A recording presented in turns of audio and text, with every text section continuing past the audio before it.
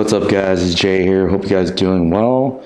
I got these really slim cases in the mail recently and I wanted to give you guys a review, kind of first impressions mainly. But yeah, these are super thin iPhone 12 Pro Max cases that I ordered off Amazon, and this is from a company called Tozo. So you guys can see that I ordered two different colors, but basically I ordered like a black and also a blue because my iPhone is a blue one. And yeah, I kind of just wanted to switch it up. So I've been using this mouse case for a while. Mouse, don't know how to pronounce them, but yeah, you guys can see it's kind of like messed up. But I will also be doing a review of this guy in the near future, just to kind of compare after using this for a while. But yeah, so stay tuned. So make sure you're like and subscribed if you want to. So make sure you're subscribed, and make sure you like this video and subscribe if you want to. So I've been using this mouse case for a while and I wanted to switch it up to this. So that's why I ordered these. And yeah, as you guys can see, I used this for a while, but I'll be doing a review. So yeah, I'll be doing a review of this one in the near future. So make sure you're subscribed for that. But yeah, with that, let's go ahead and just open them. I actually don't know which one's which, honestly. So I'm gonna just like randomly open it. Actually, it does say at the bottom here. So this one's the blue one, and then this is the matte black one. So let's go ahead and open the matte black, just because I feel like people are gonna just order. I just feel like let's open up the matte black one because I feel like people are just gonna order the matte black one more.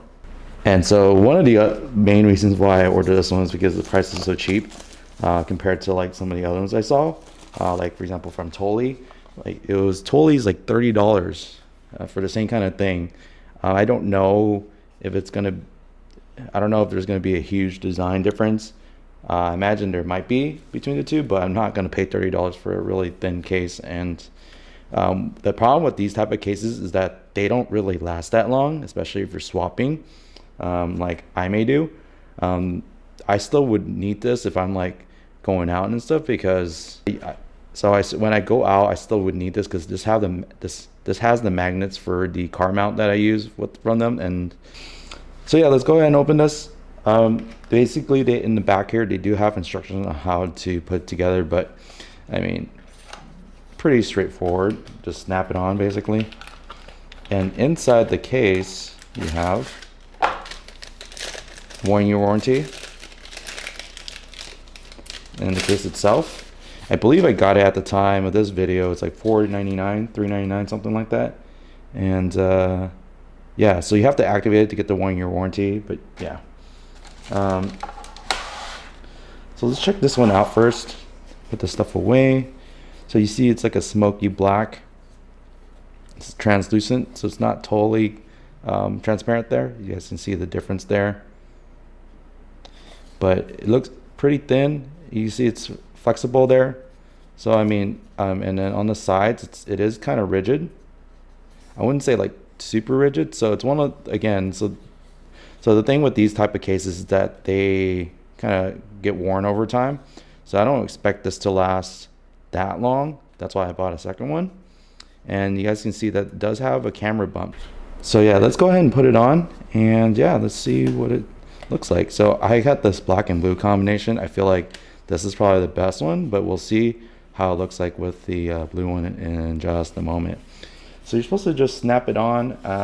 The way that they have it is that it's more like, I guess, north to south like this. So you do the bottom one and then you snap on the top. But it is a little bit snug, which is good because you don't want it to keep swapping all that often with these type of things. So you guys can see that the power button is exposed, so you can press it. It does make it like flush, so you see that there's basically you can't see the button kind of sticking out at all. And then here you see the camera, same kind of thing. It's basically, it makes it so that it's flush. You're not like touching the lenses here. Top, there's nothing, it covers everything. So you see on the left side that the buttons layouts are pretty close. The power switch is reachable, the volume buttons are reachable. No problems there so far. And then yeah, power switch. So I don't have any nails, so I'm gonna have problems in general, but you shouldn't have any problems as long as you have fingernails. If you do, then yeah, it'll be a little bit hard to reach. Even for me, just right now, like it's kind of hard to do it on camera, but generally it's okay. So it's a little bit higher on the volume mute switch, but the volume buttons look okay. They're not like, it's not too off. So you see at the bottom that they have the cutout for the lightning connector and also the holes for the volume. So everything should be okay. So yeah, using this phone, it's pretty, like, just like first impressions, it definitely just feels like the bare naked iPhone. Like there's nothing at all, which I really like this kind of style. There's some other cases that I was considering, but they're either too expensive or they just, yeah, mainly just too expensive. And they're either too expensive or they didn't like give the look of the iPhone, which is like what I wanted. Like I wanted, so if you want like a case that has kind of the iPhone look still, I think this is a real good option. Obviously, it's not going to give you the drop protection. So if you do drop this, it might be an issue. But yeah. So this type of case, of course, is not going to protect you from drops, maybe from scratches, more or less. I would highly recommend having a screen protector on the front. Highly recommend it if you can do that. On the back, you don't really need those like protectors on here. Yeah, I haven't had any problems myself, but you can get them if you want. But definitely the front, you should have a screen protector. I have this matte one that I'm using from FlowLab. You see that it doesn't really pick up fingerprints. It obviously has it now because I didn't wipe it down. But yeah, so far so good. You can see that the case has the you can see that because of the translucent, you could see that the iPhone, the Apple logo, you can see that the Apple logo kind of shines through there with the translucent look there. But yeah, I like this look just because it gives a different feel to it. And also like the black kind of makes it look really cool with this blue popping out here. So let's go ahead and try it with the blue case. All right, so here's the blue one. You can see that the blue is really like bright, shiny. And so here's the blue one. You guys can see that it's pretty much the same shape, of course. The color though is pretty cool. Like it's a real like almost like a cyan blue. But yeah, it looks really cool. I really like it. It's different. It's still like a dark, cool color, which that's why I picked this one. And then also the black one's like very, of course, like just, you know, black. It's not really a color, but let's go ahead and try it on. So I did want to point out, you see these lines right here at the bottom. It might be hard for the camera to pick up, but there's a little bit of scuff there. But basically this line is like a mold injection line, I think. But when you rub your kind of fingers there, the dead skin kind of rubs against it. So it can build up here slightly.